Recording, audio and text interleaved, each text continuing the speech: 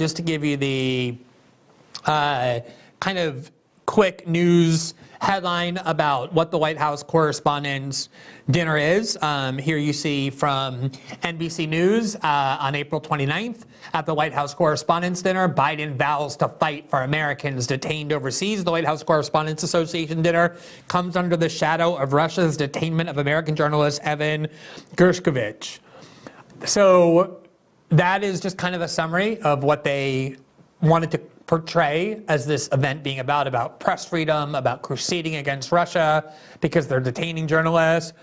Here, though, in the New York Times, I thought they had a much more interesting segment. It was from yesterday. It was a list of who the best dressed people were at the White House Correspondents' dinner. Who were they, said the New York Times. The answers may surprise you. They covered it exactly like what it was, which is like the Oscars or the Met Gala. Kamala Harris made the list of the best dressed people. There you see her in her glittery blue gown. There were some of the journalists who were on the list, including the current head of the White House Press Association, who is an NPR reporter. She was also one of the best dressed people. So we have a couple of videos of what took place at this event. One of them, you're about to see the head of the White House Press Association, Zeke Miller, long may he reign, no longer is there. Instead, it's this NPR reporter who was one of the people who was one of the best dressed people. And who can argue with that? There's that strapless blue dress. And she's going to give an award, an extremely prestigious award called the Aldo Beckman Award, to the person who apparently has done the best job, according to the White House Press Association, in covering President Biden. And it happened to be Matt Viser of the Washington Post, who, if you had asked me, and I'm not kidding, I'm not exaggerating, 2 weeks ago, who was the single most sycophantic and embarrassingly worshipful figure in the American media when it comes to Joe Biden, I would have said Matt Viser of the Washington Post.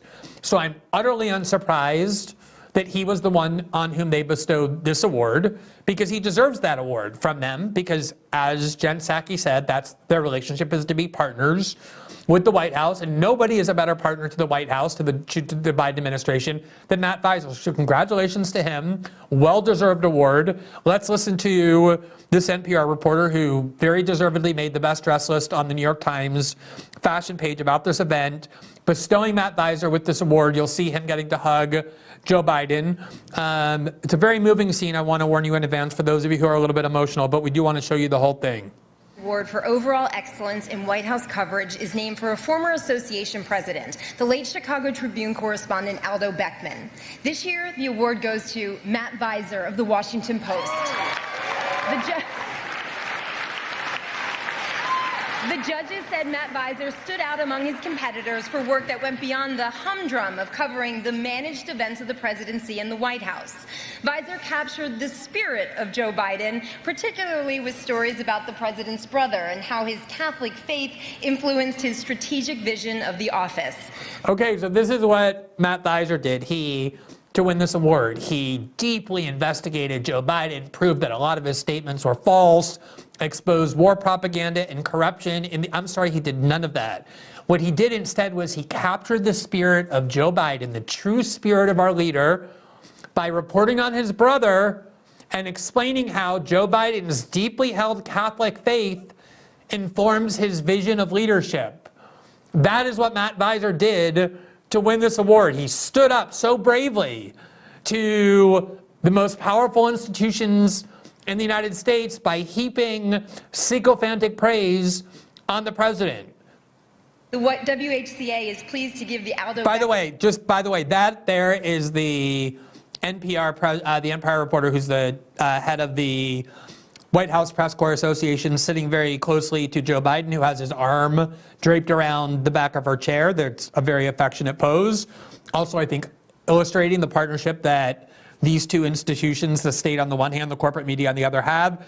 The person bestowing this award is an ABC News reporter. They're all completely interchangeable. They all do the same thing. So I'm not really too apologetic about confusing them because who cares? But that is who's who. So here's Matt Viser. He's extremely excited, you're going to see, to get this Aldo Beckman Award for exposing the true spirit of Joe Biden and the way his Catholic faith shapes his vision of leadership. An incredibly brave thing to do. A lot of people go to prison for that in other countries.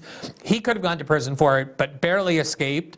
Watch him come up and get his award. Beckman Award to Matt Viser.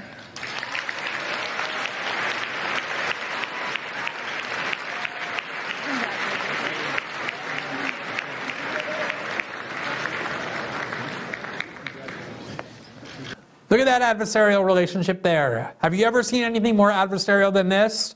Joe Biden standing up, he has no idea who this is, but at some point he'll be told that he's the person who informed America that it's Joe Biden's deeply held Catholic faith as well as his relationship with his brother that are the two key prongs for understanding his vision of leadership.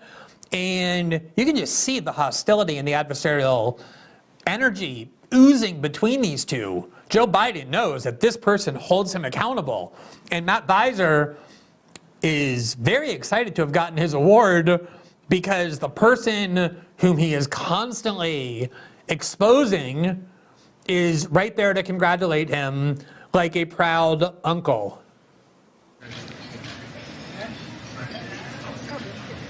They're putting up. Look at that. That is adorable. Tell me that is not adorable. That's Joe Biden. That's Matt Viser, our nation's most intrepid investigative White House correspondent. And there is the reporter from NPR, who's the head of the White House Press Association, who was named to the New York Times Best Dressed list. She actually explained that she wore this blue and white polka dot dress that the New York Times is so fond of because she saw Broadcast News, the film with Holly Hunter, growing up, and that informed her idea of what journalism was. I don't recall Holly Hunter in that film. She was like this hard-hitting news producer going to glamorous parties, to being around celebrities and have the president's arm wrapped around your chair. But apparently that was her recollection of what journalism is, what was, and she wore the same dress Holly Hunter wore in that film. That's very inspiring. Anyway, there's the three of them. They couldn't be happier and giddier. And I think it's a very illustrative photo of what the relationship is between the media and the state, in case you didn't believe when Jen Psaki and the Wall Street Journal reporter explained exactly how collaborative and friendly and cooperative it is.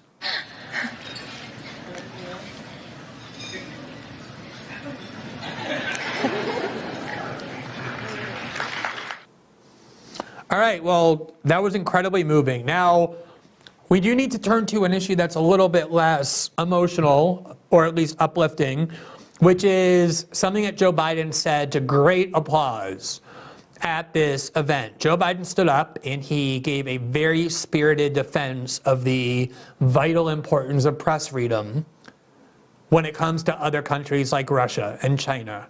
Here's what he said.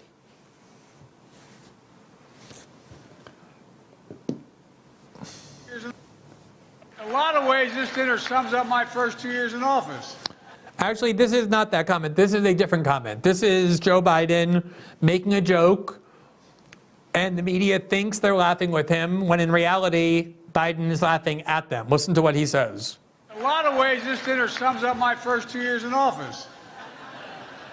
I'll talk for 10 minutes, take 0 questions, and cheerfully walk away. Now, that is actually true. Joe Biden has given fewer press conferences than any president since Ronald Reagan in his second term, when it is widely known by historians now that Reagan was suffering from Alzheimer's.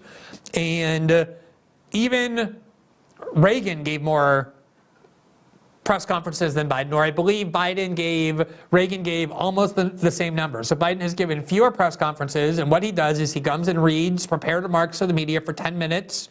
He ignores them as they ask questions and he walks out. He rarely gives interviews. Just this week he was caught with paper in his hand of what seemed to be advanced questions submitted by the Los Angeles Times for an interview. So he's mocking them for the fact that they will worship him and revere him and gush over him, even though he treats them with contempt.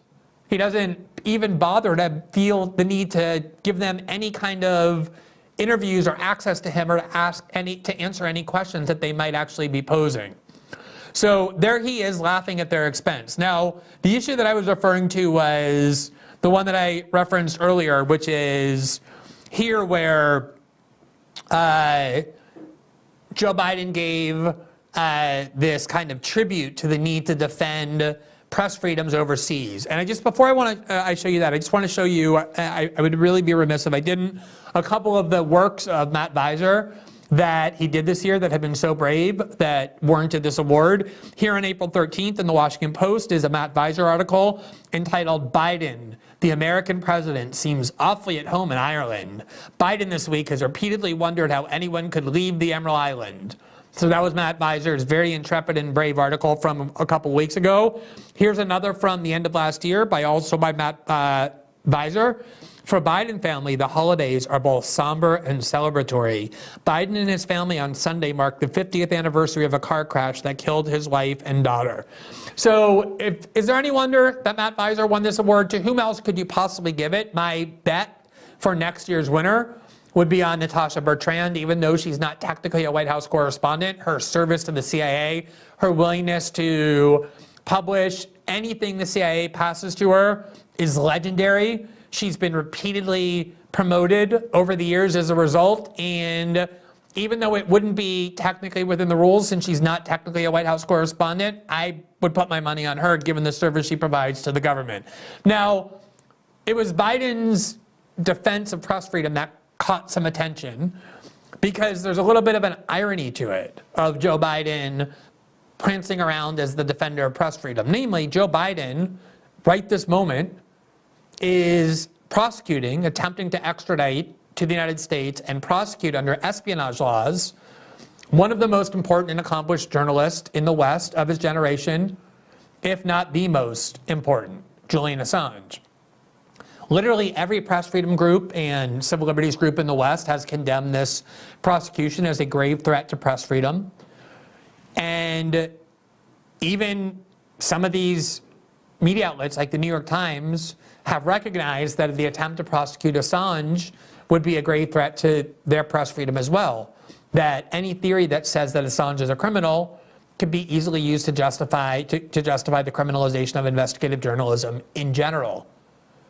And yet, despite the fact that the purpose of this event, the ostensible purpose, not the real purpose, which I've gone over, the pretend purpose is to defend press freedom, not a single one of these journalists, not a single person who spoke the entire evening even mentioned the name Julian Assange. Not even mentioned it. That's how cowardly they are, how worthless and vapid they are. That they had the opportunity in front of the political leader responsible for Julian Assange's imprisonment in a high security prison in the UK, trying to bring him to the United States in order to prosecute him under espionage laws and imprison him for the rest of his life for the reporting that he did in 2010 and 11, all of them had the opportunity to raise the issue of Julian Assange, to confront Joe Biden about how he could possibly, with a straight face, pretend to care about press freedom when he is overseeing and is responsible for the prosecution of one of the most accomplished journalists of this generation. And one of the reasons they're all afraid to do that is, as we just saw earlier, they don't see themselves as adversarial. They don't see their role as being confrontational. But a lot of them just hate Julian Assange principally because he is what they pretend to be. He actually takes risks and sacrifices his own liberty to expose the lies and secrets of the world's most powerful institutions. He wouldn't be caught dead going to the White House press correspondents' dinner. You couldn't pay him enough money to go there. You couldn't get him to go there if you told him that's how he could get out of prison. And that's why they hate him, because he's a real journalist and always has been. And the proof is that power centers hate him. They don't hug him and give him awards. And there are actually people in that room, like Jim Ciuto, who considers himself a journalist for CNN, who has not just ignored the Assange case, but explicitly justified his prosecution. Here he is in 2021 saying, quote, Assange was a cutout to disseminate stolen emails for campaign of Russian election interference, not a journalist. Julian Assange has broken more major stories than Jim Ciuto would break if he had 1,000 lifetimes. Julian Assange has broken more major stories than every single one of the people who was in that room at the White House on Saturday night. But they don't see him as a journalist precisely because he's not part of their clique.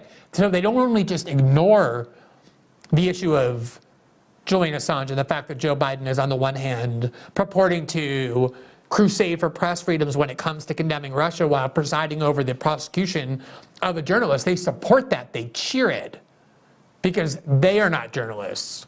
They are, as Jen Psaki said, the partners to the state. The thing about this, though, is that almost everywhere else in the world outside of these insular, gaudy media corporations, this contradiction is recognized.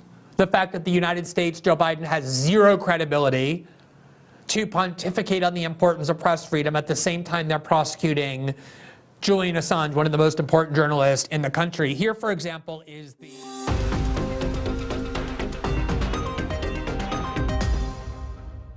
Thanks for watching this clip from System Update. Catch our full shows for free, live weekdays at 7 p.m. Eastern on Rumble, and join our locals community at greenwald.locals.com for all of my written journalism, exclusive after-show Q&As, and more.